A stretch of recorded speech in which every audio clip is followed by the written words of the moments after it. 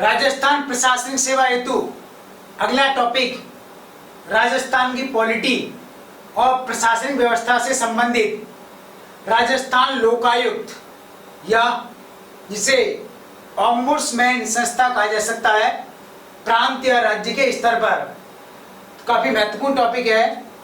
पिछले वर्षों में इससे एक बार प्री परीक्षा में सवाल पूछा गया है और मेंस एग्जाम में और इंटरव्यू में यहाँ से क्वेश्चंस अक्सर पूछे जाते हैं, इसलिए इस टॉपिक के बारे में इंफॉर्मेशन काफ़ी अधिक है, तो आप बहुत ध्यान से सुनेंगे। सबसे पहले हम लोकायुक्त और लोकपाल से संबंधित बैकग्राउंड डिस्कस करेंगे, पृष्ठभूमि, आखिर ये शब्द कहाँ से आया और इसकी आवश्यकता क्यों महसूस हुई तथा भारत में इसको लेकर के हमेशा एक डिस्प्यूट, विवाद क्यों बना हुआ है। लोकपाल और लोकायुक्त ये भारतीय संदर्भ में प्रयुक्त किए गए शब्द हैं, जबकि यह संस्था अपने मूल रूप में ओम्बुड्समैन कहलाती है।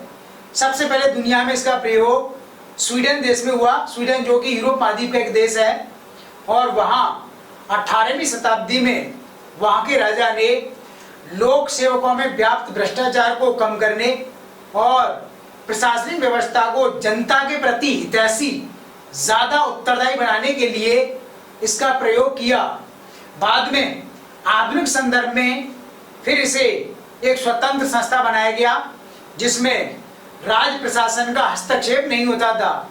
वहीं से यह ओम्बुड्समैन नाम की संस्था सार्वजनिक क्षेत्र में भ्रष्टाचार को कम करने के लिए और सरकारी मशीनरी को जनता के प्रति उत्तरदायी बनाने के लिए सारी दुनिया में प्रचारित हुई।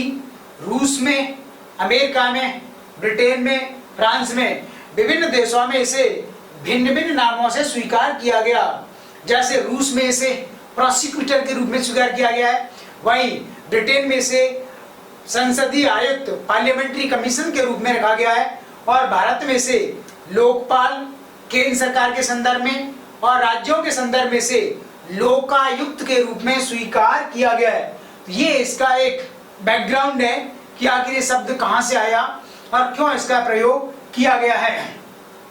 भारत में ओम्बुड्समैन को लोकपाल और लोकायुक्त के रूप में नामकरण या शब्दावली में परिवर्तन भारत के प्रसिद्ध विद्वान LM सिंघवी द्वारा किया गया। लक्ष्मी मल्ल सिंघवी जो भारत के बहुत बड़े प्रशासनिक मामलों के विशेषज्ञ रहे हैं और इनकी सिफारिश पर ही भारत में बहुत महत्वपूर्ण कार्य हुए हैं। जैसे इनकी सिफारिश से ही सन 2003 से भारत में प्रवासी भारतीय सम्मेलनों का आयोजन शुरू हुआ और इन्होंने ही भारत सरकार को सिफारिश की कि स्वीडन के ओम्बुड्समैन सिस्टम को भारत में केंद्र सरकार में लोकपाल और राज्यों में लोकायुक्त के रूप में स्वीकार किया जाए। तभी से भारत में इनका नामकरण लोकपाल और लोकायुक्त के रूप में किया जाना आरंभ हुआ। इसके पश्चात भारत में इस व्यवस्था को स्वीकार करने के लिए बहुत पहले से ही प्रयास किए गए थे, यद्यपि इन्हें व्यावहारिक रूप में कभी भी लागू नहीं किया जा सका। तो ओम्बुड्समैन जैसी संस्था को सर्वप्रथम भारत में लागू करने के लिए मोरारजी देसाई, जो बाद में भारत के प्रधानमंत्री बने, उनकी अध्यक्षता में भारत का प्रथम प्रशासनिक सुधार आयोग 1966 में 1966 में बनाया गया और इसी आयोग ने भारत में लोकपाल और लोकायुक्त को शामिल करने की सिफारिश की थी, जिससे सार्वजनिक स्तर पर भ्रष्टाचार को कम किया जा सके।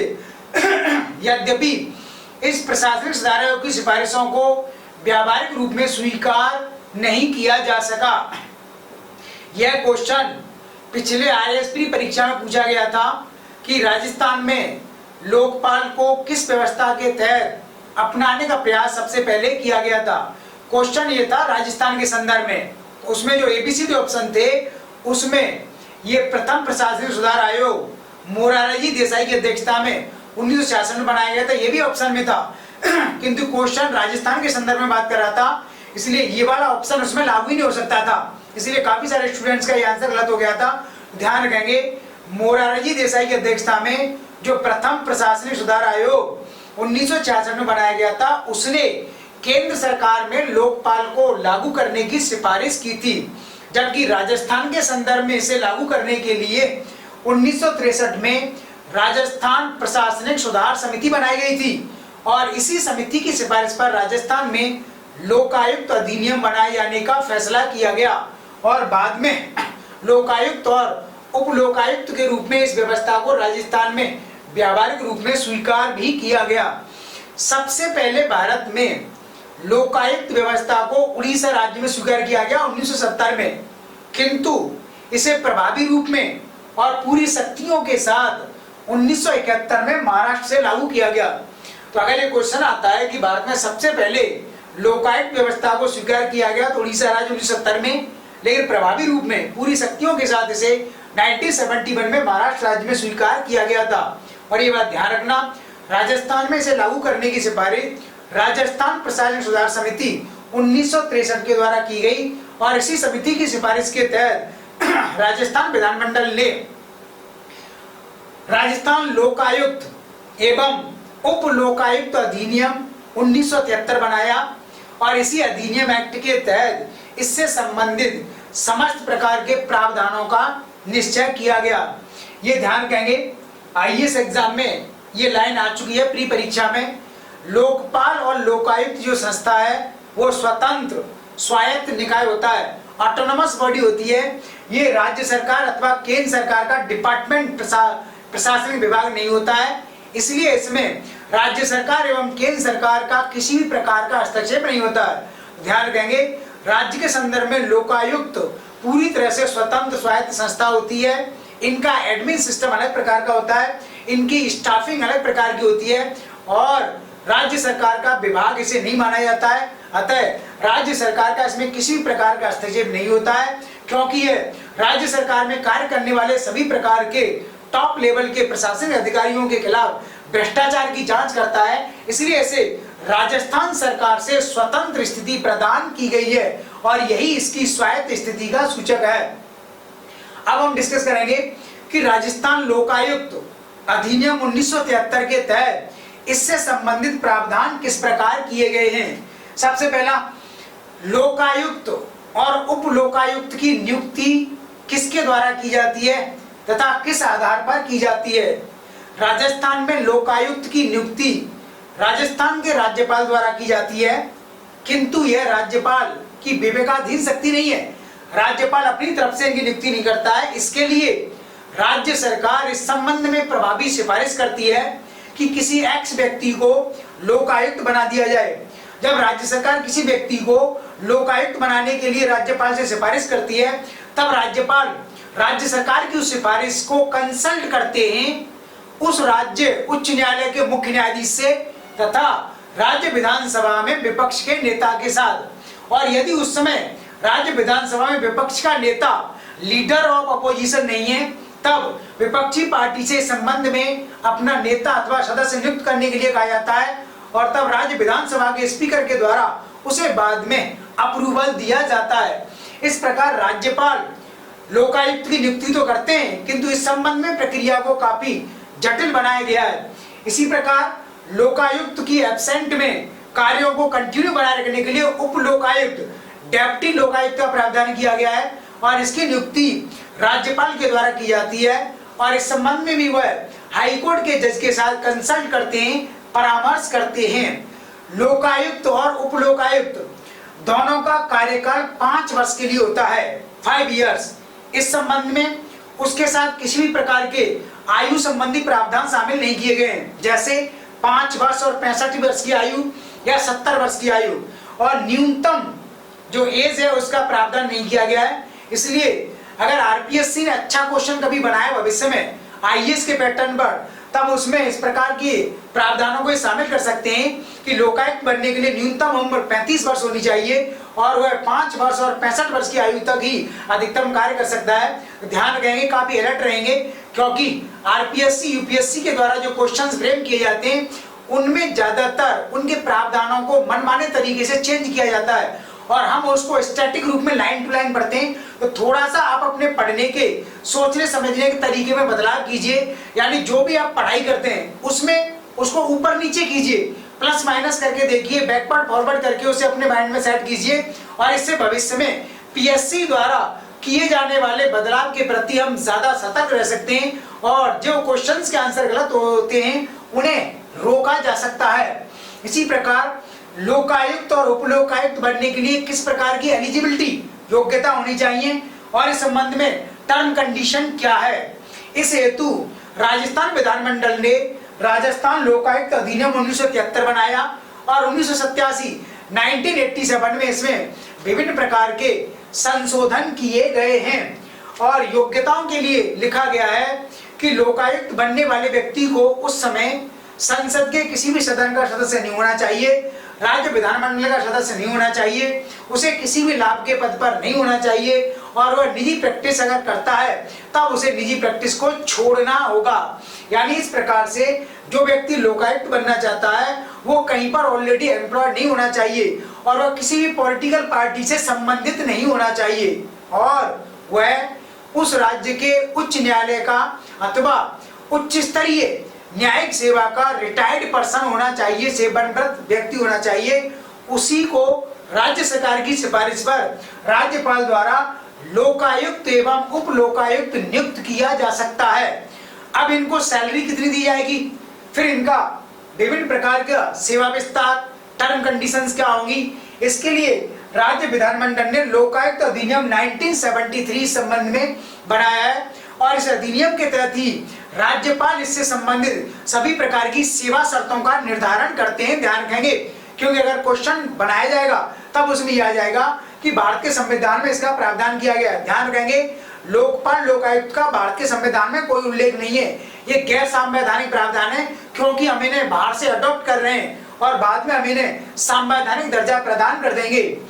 लोकायुक्त और उपलोकायुक्त को उसके पद से कैसे हटाया जाता है, टर्मिनेशन और रिमूवल ऑफ लोकायुक्त अपने पद से हटाने के लिए इस संबंध में एक प्रक्रिया बताई गई है और उस प्रक्रिया के तहत राज्यपाल ही लोकायुक्त एवं उप लोकायुक्त को उसके पद से हटा सकते हैं अथवा बर्खास्त कर सकते हैं, किंतु इससे पहले इनको हटाने के लिए सक्षम राज्य सरकार को इस संबंध में उनके खिलाफ आरोप लगाने पड़ेंगे, चार्ज सिद्ध करना होगा और दो आधारों पर ही लोकायुक्त उप लोकायुक्त को हटाया जा सकता है, साबित कदाचार या दुराचार, मिसबिहेवियर और मिसकंडक्ट, और दूसरा इनकैपेसिटी, शारीरिक मानसिक दृष्टि से अक्षम होना। इन दोनों में से कोई एक आधार अथवा दोनों आधार एक साथ लागू होते हैं तब राज्य सरकार इस संबंध में इन्हें हटाने के लिए राज्यपाल से रिक्वेस्ट कर सकती है। तब राज्यपाल राज्य सरकार की रिक्वेस्ट के बावजूद इस संबंध में उस सुप्रीम कोर्ट के किसी न्यायाधीश से और उस राज्य के उच्च न्यायालय के मुख्य न्यायाधीश से संबंध में जांच करने के लिए कह सकता है। तो सुप्रीम कोर्ट का उस समय कोई न्यायाधीश या तो सेवानिवृत्त हो सकता है अथवा सेवारत हो सकता है और राज्य उच्च न्यायालय का मुख्य न्यायाधीश उस समय सेवारत होना चाहिए। इनकी अध्यक्षता में एक समिति बनेगी और वह इस संबंध में इन्वेस्टिगेशन करेगी और अगर इन्वेस्टिगेशन करेक्ट पाई जाती है, सही पाई जाती है, तब उनकी सिफारिश पर राज्यपाल लोकायुक्त को बर्खास्त कर सकते हैं, जबकि उपलोकायुक्त को हटाने के लिए सुप्रीम कोर्ट के सेवानिवृत्त अथवा सेवारत न्यायाधीश और राज्य उच्च न्यायालय के न्यायाधीश की अध्यक्षता में एक समिति बनाई जाएगी और इस समिति की सिफारिश पर राज्यपाल उप लोकायुक्त को अपने पद से हटा सकते हैं। इस प्रकार लोकायुक्त और उप लोकायुक्त को उसके कार्यों के संबंध में काफी स्वतंत्रता प्रदान की गई है, यानी राज्य सरकार इनको कभी भी मनमाने तरीके से नहीं हटा सकती। इसलिए ये दोनों अधिकारी राज्य सरकार के खिलाफ प्रभावी रूप से, सक्षम रूप से कार्यवाही कर सकते हैं। अब हम देखेंगे कि लोकायुक्त की शक्तियां एवं कार्य क्या हैं। अच्छा, इससे पहले एक पॉइंट और छूट गया। लोकायुक्त और उपलोकायुक्त को अगर अपनी तरफ से रिजाइन करना हो, पद को उन्हें छोड़ना हो, तब इस संबंध में प्रावधान है कि दोनों ही राज्यपाल को हस्ताक्षर युक्त अपने संबोधन से अपने पद को रिजाइन कर सकते हैं, यानी रेजिग्नेशन लेटर दोनों के द्वारा राज्यपाल को सेंड किया जाएगा। ठीक है। लोकायुक्त की शक्तियां एवं कार्य, लोकायुक्त की शक्तियां एवं कार्य काफी विस्तृत हैं और ब्लैक बोर्ड पर पॉइंट्स हुए शॉर्ट में लिखे हुए हैं और डिटेल में हम आपको उनको आपके लिए डिस्कस करेंगे। पॉइंट 1 में लिखा हुआ है अन्वेषण लोक सेवक भ्रष्टाचार। पहला कार्य इसका ये है कि राज्य सरकार में कार्य करने वाले सभी लोक सेवकों के खिलाफ जो भी शिकायतें आती हैं उन शिकायतों के संबंध में इन्वेस्टिगेशन करना, अन्वेषण संबंधी कार्य को आगे बढ़ाना, क्योंकि राज्य सरकार के जो भी ब्यूरोक्रेट्स होते हैं, नौकरशाह होते हैं, उनके खिलाफ इतनी कंप्लेंट्स आती हैं जनता के द्वारा, लेकिन उन कंप्लेंट्स की प्रॉपर जांच करने के लिए राज्य सरकार के पास कोई मशीनरी नहीं होती है। इसलिए इन्वेस्टिगेशन कार्य को सक्षम बनाने के लिए लोकायुक्त को इस संबंध में पूरी शक्ति प्रदान की गई है।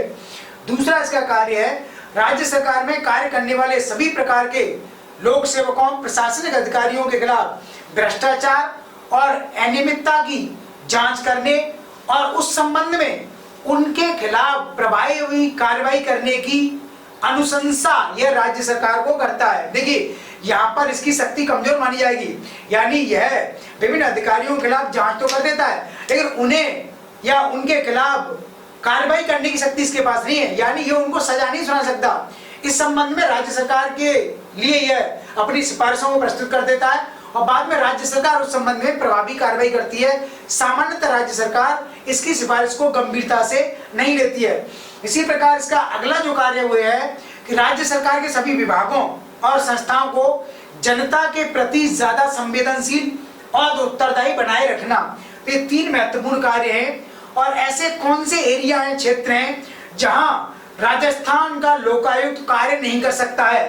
पहला है RPSC, Rajasthan public service commission, Rajasthan लोक सेवा आयोग और उसमें कार्य करने वाले सभी अधिकारी कर्मचारियों के खिलाफ किसी भी प्रकार के भ्रष्टाचार के मामले में लोकायुक्त कार्य नहीं कर सकता है। इसी प्रकार सैक, स्टेट इलेक्शन कमीशन, राज्य निर्वाचन आयोग के खिलाफ भी यह कार्रवाई नहीं कर सकता है। ऑडिटर जनरल, राज्य का जो मालिकाकार होता है उसके ऑफिस के खिलाफ भी किसी भी प्रकार की प्रभावी कार्रवाई करने की शक्ति इसको प्राप्त नहीं है। चीफ मिनिस्टर, मुख्यमंत्री के खिलाफ कार्रवाई करने का अधिकार इसको पहले नहीं था। बाद में 1987 में 1987 में संशोधन किया गया और संशोधन करके अब राज्य के मुख्यमंत्री तथा सभी मंत्रियों को अब इसके दायरे में, सीमा में लाया गया है। इसी प्रकार राज्य हाईकोर्ट यानी राजस्थान के उच्च न्यायालय में और राज्य की न्यायिक सेवा में जितने भी अधिकारी कर्मचारी कार्य कर रहे हैं उनके खिलाफ भ्रष्टाचार के मामलों की जांच लोकायुक्त नहीं कर सकता है। इसके अलावा राज्य विधानसभा सचिवालय के अंतर्गत आने वाले सभी कर्मचारी अधिकारी भी लोकायुक्त के कार्य क्षेत्र से बाहर रहेंगे। तो आप देख लेंगे इसको कि इसकी जो शक्तियां और कार्य हैं, कौन कौन से एरियाज में कार्य नहीं कर सकता। क्योंकि आरएएस प्री परीक्षा में जब उसने 2 साल पहले क्वेश्चन बनाया था, यही क्वेश्चन था कि राजस्थान में लोकायुक्त को निम्न में से किसके खिलाफ जांच करने का अधिकार नहीं है। तो ये 4-5 पॉइंट्स हैं, इनके खिलाफ यह कार्रवाई नहीं कर सकता है। बाकी अधिकांश मामलों में इसका जुरिस्डिक्शन क्षेत्राधिकार बनाया गया है। अब हम देखेंगे कि राजस्थान में अभी तक किन व्यक्तियों को लोकायुक्त बनाया गया है। ये पूरी एक लंबी लिस्ट है, पूरी सीरीज है, तो उसको डिस्कस करना संभव नहीं है। सबसे पहले राजस्थान के लोकायुक्त बनाया गया 1973 में आईडी दुआ, और इसके बाद लोकायुक्त बनाया गया डीपी गुप्ता को, और फिर वर्तमान में 2 लोकायुक्त बनाए गए 2007 से लेकर के 2012 तक जीएल गुप्ता रहे, और 2013 से लगातार एसएस कोठारी राजस्थान के लोकायुक्त बने हुए हैं। और इसके बीच में काफी व्यक्ति हैं जिन्हें लोकायुक्त का दर्जा प्रदान किया गया है। ठीक है, तो ये राजस्थान के लोकायुक्त पर कंप्लीट इंफॉर्मेशन थी, इसके बाहर कोई भी पॉइंट्स है नहीं। तो इसलिए अगर वो प्री परीक्षा में, मेंस परीक्षा में इस पर कोई क्वेश्चंस बनाता है तो आप बहुत केयरफुली उसे अटेम्प्ट करेंगे। और प्री परीक्षा में एग्जामिनर के पास ज्यादा स्कोप नहीं होता है, इसलिए वो इन इंफॉर्मेशंस को अप्स एंड डाउन करते हैं, ऊपर नीचे करते हैं। जैसे राजस्थान लोकायुक्त अधिनियम 1973 को वो 1963 लिख सकता है, तो थोड़ा सा आप इसमें सावधान रहेंगे। इसी प्रकार राजस्थान में लोकायुक्त अधिनियम को प्रशासनिक सुधार आयोग 1966 की सिफारिश पर लागू किया गया, गलत बात। प्रशासनिक सुधार समिति 1963 की सिफारिश पर लागू किया गया। इसी प्रकार लोकायुक्त की नियुक्ति कैसे की जाती है, तो वो पूरी प्रोसेस अभी हमने बनाई कि राज्यपाल किस किस के से कंसल्ट करते हैं, परामर्श करते हैं इस संबंध में। कार्यकाल के संबंध में कुछ चेंज ये कर सकते हैं कि कार्यकाल अधिकतम इतना हो सकता है, न्यूनतम इतना हो सकता है, ऐसा कोई प्रावधान नहीं है। लोकपाल लोकायुक्त के बारे में भारत के संविधान में कोई भी प्रावधान नहीं है, इसे हमने बाद में अनकॉन्स्टिट्यूशनल मेजर्स के रूप में स्वीकार किया है। इसी प्रकार योग्यताएं और सेवा असरताएं इसकी निश्चित नहीं है। राज्य विधानमंडल समय समय पर लॉ बना करके इस संबंध में इनका निर्धारण करता है और लोकायुक्त को अपने पद से कैसे रिमूव किया जा सकता है, तो इस संबंध में पूरी प्रक्रिया भी आपके लिए डिस्कस की गई है। शक्ति और कार्य, कौन कौन से एरियाज में लोकायुक्त कार्य कर सकता है, 3-4 पॉइंट्स उनको ध्यान रखेंगे और कहां कहां राजस्थान लोकायुक्त को कार्य करने का अधिकार नहीं है, तो 6-7 पॉइंट्स हैं उनको याद कर लेंगे। इतनी ही इंफॉर्मेशन है इसके बारे में, इसके अलावा कोई एडिशनल पॉइंट इसमें होता ही नहीं है, इसलिए that is the complete information. पूरा इसको याद कर लो, समझ लो और फ्यूचर में इससे पूछे जाने वाले प्री परीक्षा मेंस परीक्षा के क्वेश्चंस के लिए खुद को मजबूत बनाओ। ओके, थैंक यू, धन्यवाद।